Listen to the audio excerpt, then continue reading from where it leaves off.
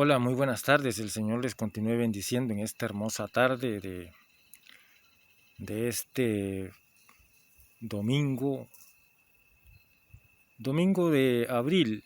Estamos ya celebrando eh, el inicio de este mes de abril, hermoso mes de verano que nos permite acá en Costa Rica, el sector norte, en la parte de Guanacaste, poder disfrutar de la hermosura de los campos y de la belleza de esta naturaleza que es tan linda acá en el sector norte de nuestro país, la República de Costa Rica.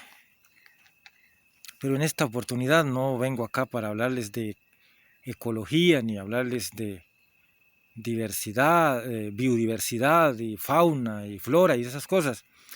Más bien vengo para que compartamos en esta tarde la tercera lección del estudio que estamos realizando, el libro de los Hechos de los Apóstoles, un libro hermosísimo que la palabra de Dios nos permite disfrutar, nos permite compartir y nos permite también ilustrar, porque francamente el libro de los Hechos nos revela elementos que son de suma importancia en la fe de los creyentes, de los hijos de Dios, de todos aquellos que aman al Señor Jesucristo y aman también la verdad de nuestro Dios. Así que con mucho gusto en esta tarde, pues vamos a compartir este estudio que se va a centralizar en la vida, operación y legado de los apóstoles. Esa va a ser la temática que vamos a compartir en esta tercera lección de el libro de los Hechos de los Apóstoles que hemos venido ya compartiendo con todos ustedes. Así que vamos a la lección de este día. La base la localizamos en el libro de Hechos, capítulo número 8, versículo del 4 en adelante. Dice así la bendita y siempre benemérita palabra de Dios. Y dice, y Saulo consentía en su muerte. No, perdón, estamos alterando aquí. El versículo 4 es que dice, pero los que fueron esparcidos iban por todas partes anunciando el evangelio. Entonces Felipe, descendiendo a la ciudad de Samaria, les predicaba a Jesucristo. Y la gente unánime escuchaba atentamente las cosas que decía Felipe, oyendo y viendo las señales que hacía, porque de muchos que tenían espíritus inmundos salían estos dando grandes voces, y muchos paralíticos y cojos eran sanados. Así que había gran gozo en aquella ciudad. Pero había un hombre llamado Simón, que antes ejercía la magia en aquella ciudad, y había engañado a la gente de Samaria, haciéndose pasar por algún grande.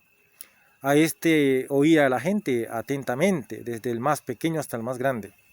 Y decían, este es el gran poder de Dios. Y le estaban atentos porque con sus artes mágicas les había engañado. Les había engañado por mucho tiempo este mago a las personas allí en esta ciudad. Pero continúa diciendo en el versículo número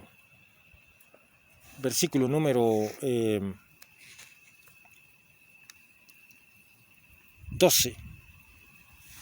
Dice así, versículo número 12.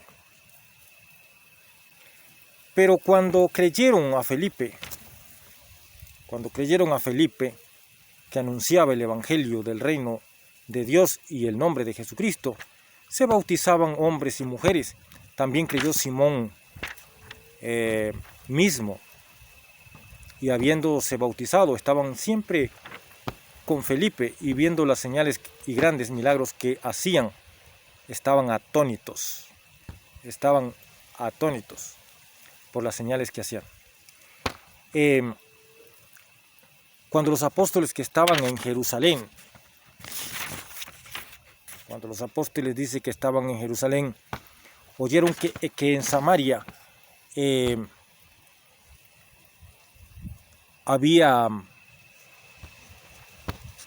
habían recibido la palabra de Dios, y enviaron allá entonces a Pedro y a Juan.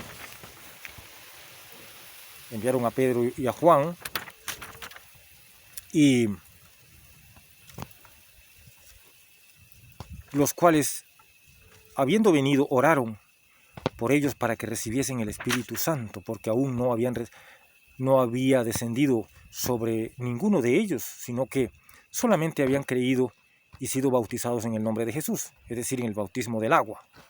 Entonces les imponían las manos y recibían al Espíritu Santo. Muy importante este hecho que ocurría. Felipe, uno de los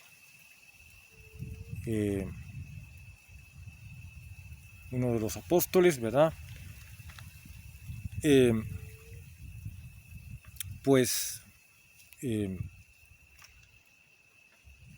Predicaba este evangelio en la región de Samaria. Y allí en Samaria, bueno, creían, la gente creía, la gente se convertía, la gente estaba atento a escuchar la palabra de Dios. Sin embargo, dice que también un hombre llamado Simón, que era un mago, que era un brujo, un adivino, dice que también se convirtió este brujo, este adivino, este mago. Y bueno, entonces la gente estaba admirada y estaban atónitos. Pero algo importante que recabamos aquí: la predicación del Evangelio. Número uno, la predicación del Evangelio. Lo que puede, damas y caballeros, lo que puede ocasionar la predicación del Evangelio. La predicación del Evangelio puede ocasionar muchas cosas, porque nosotros tenemos el lema en esta enseñanza que el Evangelio es poder de Dios. Ese es el lema que hemos aludido. El Evangelio es poder de Dios, y donde se predica el Evangelio, algo tiene que estar sucediendo. Cuando la palabra de Dios, cuando la palabra del Evangelio es predicada, algo tiene que suceder. Y aquí en Samaria, pues estaban revolucionando. Felipe estaba revolucionando la región de Samaria con la predicación del Evangelio. Y dice que hasta los brujos y venían y se convertían. Porque eso es lo que hace el Evangelio. Cuando el Evangelio llega a los barrios, a los pueblos, a los países, pues tiene que generar algún efecto. Y ese efecto es divino, ese efecto es de Dios, ese efecto es del Todopoderoso, porque el Evangelio no es de hombres, el Evangelio no es que lo trajo algún científico, algún pensador, algún ideólogo terrenal. No, ese Evangelio vino de arriba. El excelentísimo Señor Jesucristo descendió para traernos este glorioso y poderosísimo Evangelio. Y se lo legó a los apóstoles, se los dejó a ellos, se los legó a ellos, se los encomendó a ellos, para que sean los apóstoles quien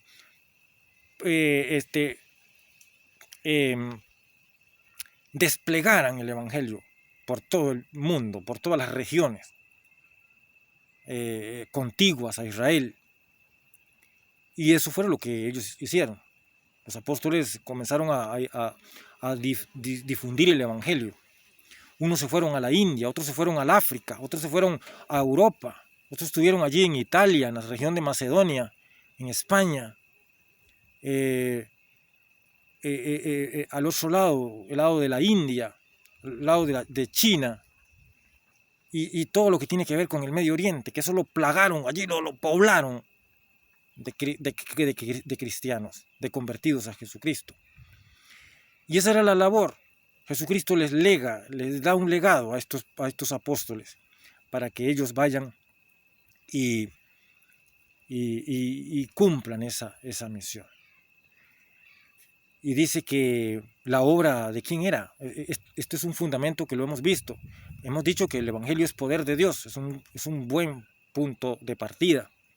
Pero hemos dicho claramente que ese poder lo da Cristo a través del Espíritu Santo.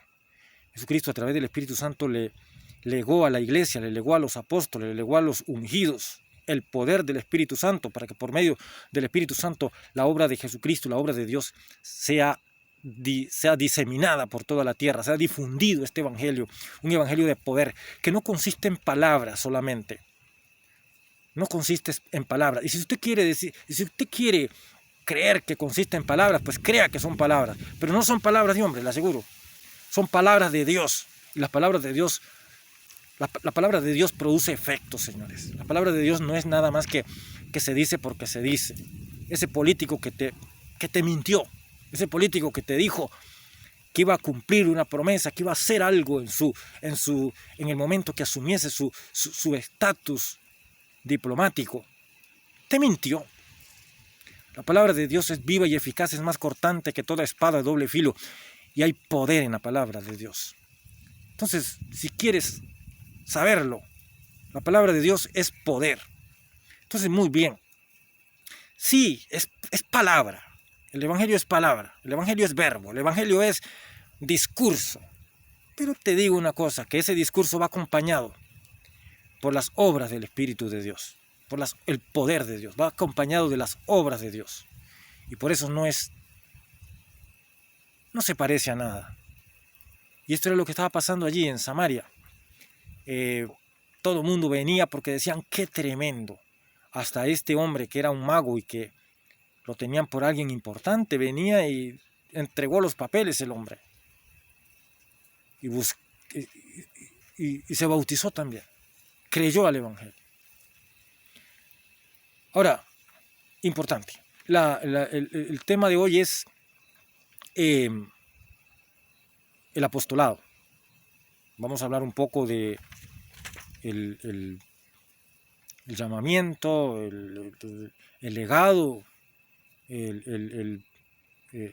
mejor dicho, el llamamiento, la comisión y el legado de los apóstoles. El llamamiento, el llamado, la comisión y el legado de ellos. Vamos a hablar un poco de esos tres aspectos.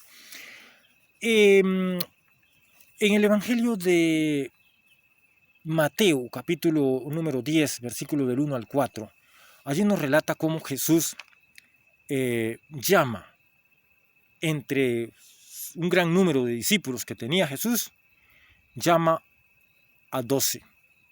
Él convoca a 12 y nombra a 12. A estos 12 les puso por nombre apóstoles. Jesús le da a estos hombres el nombre de apóstoles. Apóstoles, puso apóstoles. Y en la época de Jesús, un apóstol era una persona que en ese tiempo, en la época de Jesús, había mucha influencia de la cultura griega. Y como ustedes saben, ¿verdad? Por generaciones, la cultura griega se ha caracterizado por ser una cultura donde a ellos les fascina mucho lo que es la ciencia, el conocimiento, ¿verdad? Son muy metódicos, ¿verdad?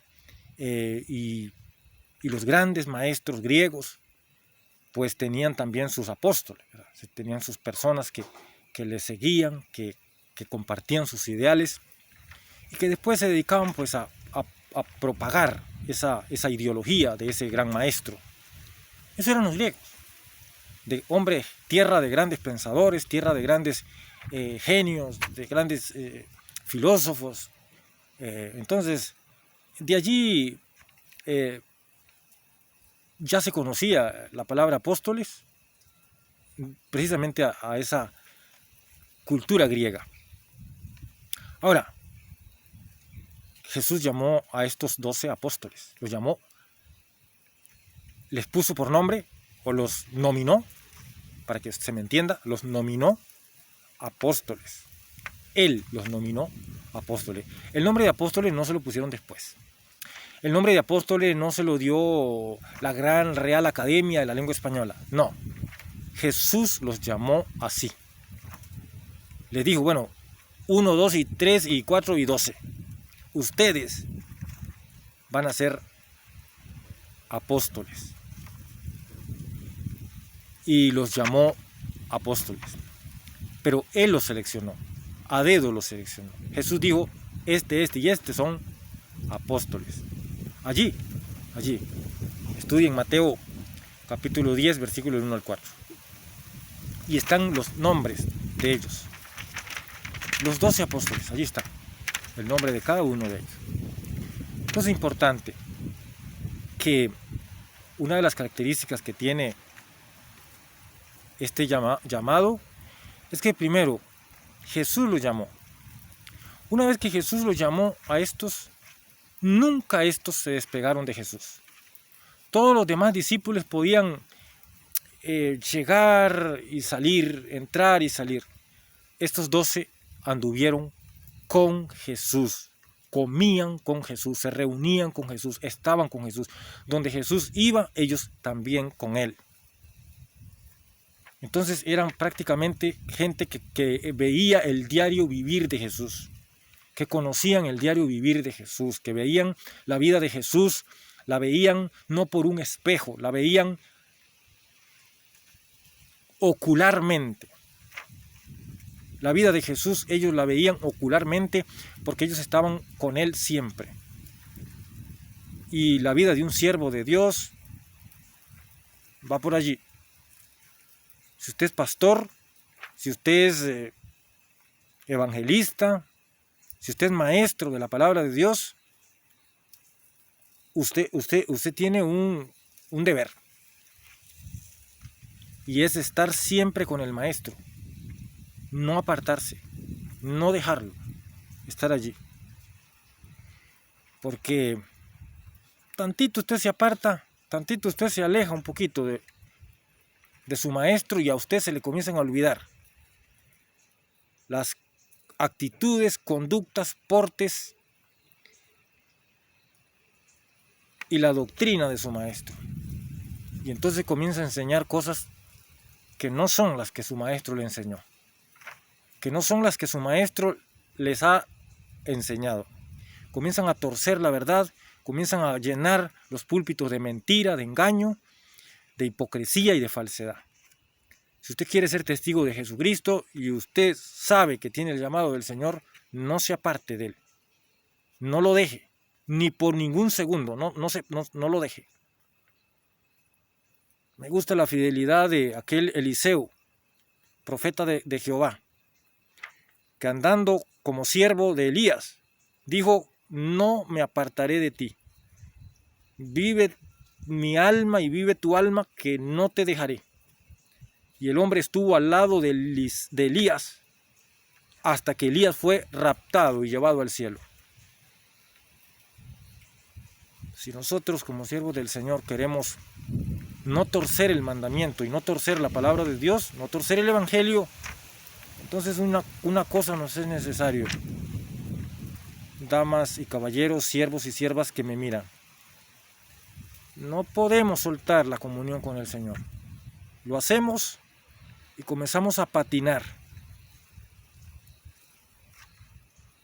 Ya comienza el cerebro a patinar tonterías, porque nos es necesario la comunión permanente con el Señor para estar bien cimentados, enraizados. Jesucristo lo dijo, mi Padre es el labrador, yo soy la vid verdadera, vosotros sois los pámpanos, y los pámpanos separados de la vid no pueden subsistir. Así que mucho cuidado con esto, porque tantito nos separamos de la vid y comenzamos a alucinar. Comenzamos a patinar en el cerebro y ya comenzar a enseñar tonteras en los púlpitos y dejar de enseñar la verdad del evangelio. Entonces, muy bien, quiero dejar bien claro, Jesucristo fue el que llamó a estas personas. Si Dios no te ha llamado a ti a hacer algo, no digas que eres alguien. No mientas. No te engañes a ti mismo ni andes engañando. Porque el Señor es el que llama. Él es el que llama. Y quiero decir que cuando Él llama a estos hombres, Él los llamó. A estos hombres Él les dijo, ustedes son. Pero Él los empoderó. Y la señal que eran apóstoles era que con la sombra se sanaban los enfermos.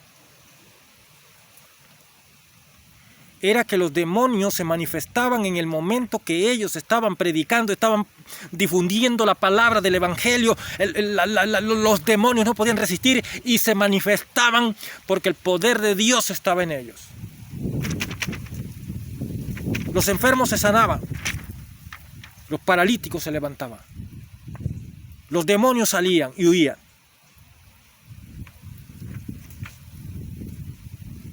Eso te dice que ellos tenían no solamente un llamado divino, sino que un legado divino. Otros quisieron pasarse por allí de listos, ¿verdad? Y que querían hacer las mismas que hacían los apóstoles. Pero dice que los demonios los arañaron, los pisotearon, les quitaron las ropas, los mandaron de regreso hechos una desgracia. Porque ellos creían que estas cosas se logran porque tú quieres, porque yo quiero, porque el otro quiere. No. Te lo advierto. Si tienes el llamado del Señor, obedécelo. Pero si no lo tienes, zapatero a su zapato, cada quien que se dedique a lo suyo, cada quien seguro en la iglesia algo tiene que hacer, algo. Los miembros del cuerpo de Cristo no pueden estar estériles, no pueden ser inútiles. Hasta la uña del cuerpo de Cristo es útil y tú tienes que estar sirviendo en el área que te corresponde. No te entrometas en áreas que no te corresponden. Si Dios te llamó a lo que te llamó, obedece, haz eso, dedícate a eso, pero no te entrometas donde Dios no te ha llamado ni te ha puesto. Te lo aseguro. Porque cuando Dios llama, respalda. ¿Y cómo sabemos que nos respalda? Bueno, los ciegos veían, los paralíticos se levantaban, los enfermos eran sanos, los demonios huían, eran reprendidos. Se manifestaban allí con la presencia de los apóstoles. Eso es. Señales de que fueron llamados por Dios.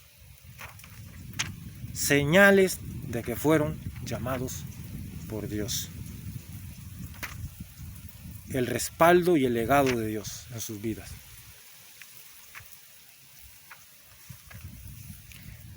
Lucas capítulo 6 dice también, y allí hace énfasis en que en el versículo del 12 en adelante hace alusión también a esto del llamado de los apóstoles. Fueron llamados por Él. Avancemos. Luego, Efesios capítulo 2. Versículos 19 al 22. Allí nos cita la Escritura acerca de los fundamentos del Evangelio. Pero dicho de otra manera, los fundamentos de los apóstoles. ¿Por qué dice fundamento de los apóstoles y de los profetas? Porque el Evangelio legado por nuestro Señor Jesucristo fue encomendado a esos 12 apóstoles. Y ellos tuvieron la obligación de perpetuar la doctrina de Jesucristo, enseñándola, dándola a conocer y difundiéndola. Y eso fue lo que hicieron los apóstoles en el primer siglo. Porque la mayoría de ellos murieron antes de terminado el primer siglo. Solo en el caso del apóstol Juan murió ya viejito, ya anciano, más o menos entre el año 104, 106, según los historiadores. Entonces, todos los apóstoles fueron ejecutados, todos ellos, excepto Juan, fueron ejecutados por los religiosos de la época y por los romanos. Fueron ejecutados, todos ellos fueron ejecutados. ¿Por causa de quién?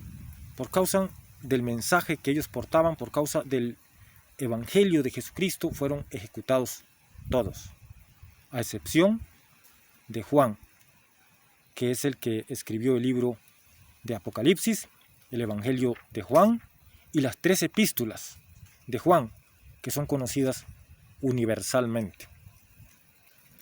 Entonces, importante, dice que allí hay un fundamento de los apóstoles, y este fundamento es una doctrina, doctrina de los apóstoles, fundamento de los apóstoles.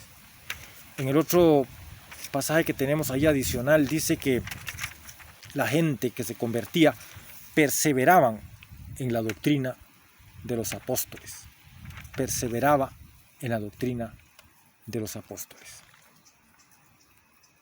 Y esto es muy importante. Creyentes de hoy, pastores de hoy, maestros de hoy, evangelistas de hoy, tengan mucho cuidado que ustedes les están enseñando a los discípulos de Jesús actualmente. ¿Cómo están formando los discípulos? A los discípulos hay que formarlos de acuerdo al fundamento de los apóstoles. No les enseñen otra cosa, enséñenles los fundamentos de los apóstoles. Ellos necesitan ser formados como discípulos de Jesús, no discípulos suyos. Ellos no son suyos, ellos no son sus discípulos. Ellos son discípulos de Jesús. Fórmelos tal cual. Fórmelos como discípulos de Jesús, no como suyos, no como sus borracheras y sus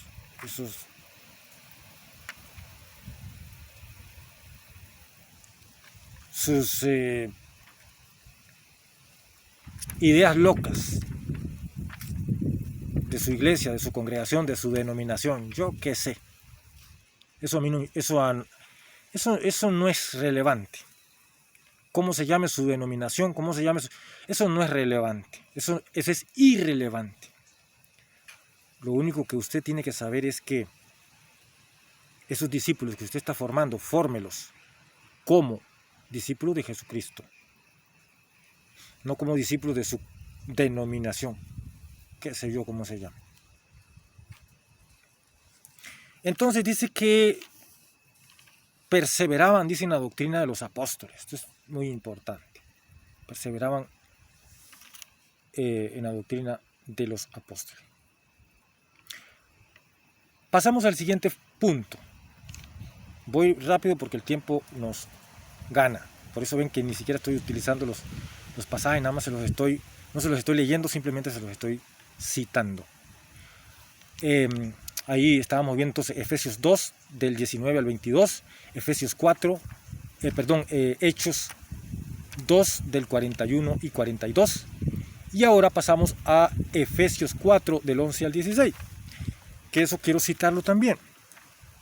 ¿Qué dice ahí en Efesios 4, del 11 al 16? Bueno, dice que tanto los profetas, apóstoles, maestros,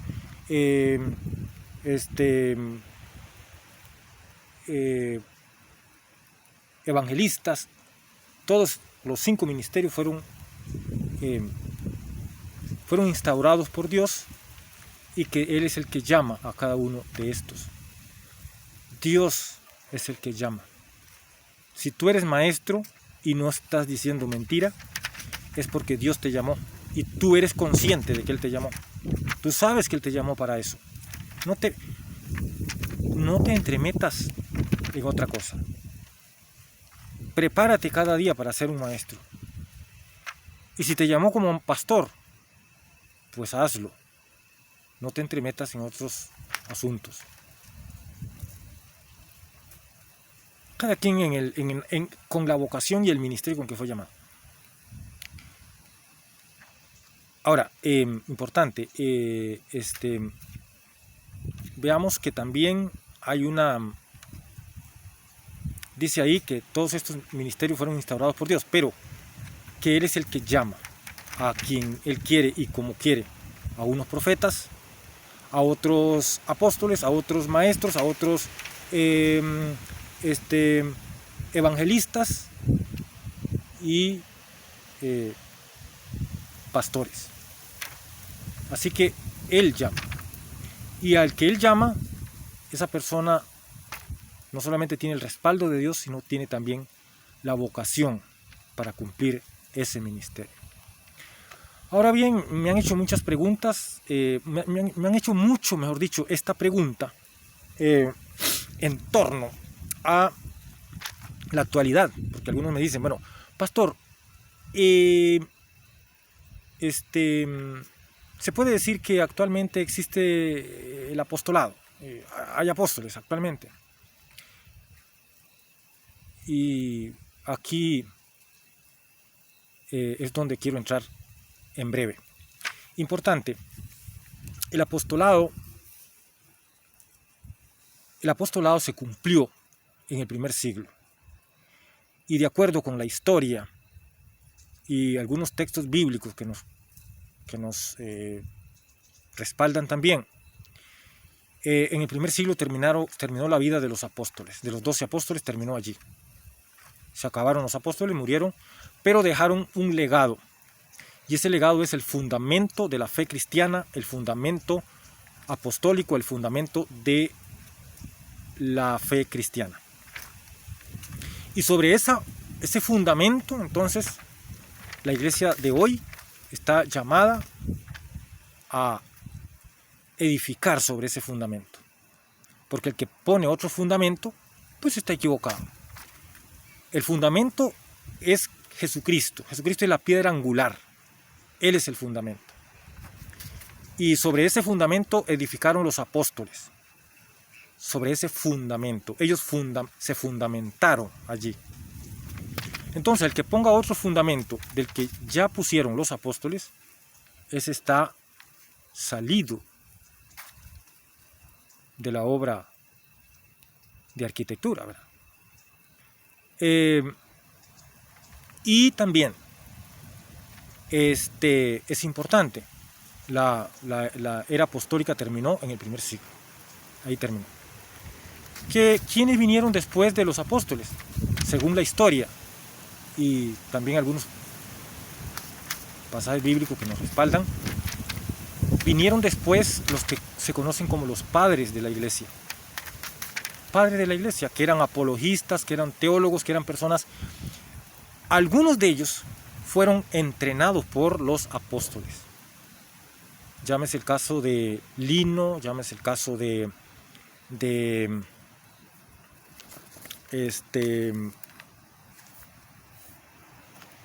llámese el caso de Eusebio, de este otro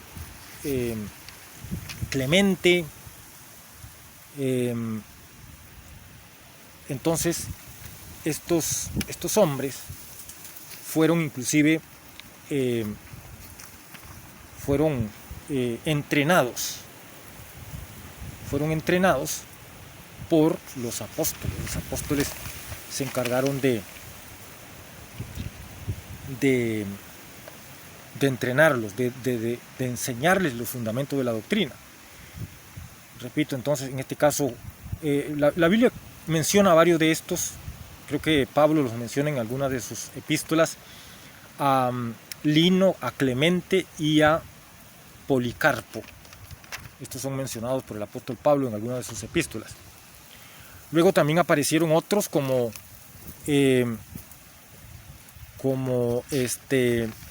Irineo, ¿verdad? Irineo era otro Ignacio, Justino,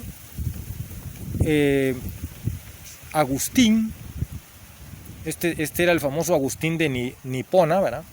Eusebio y Crisóstomo.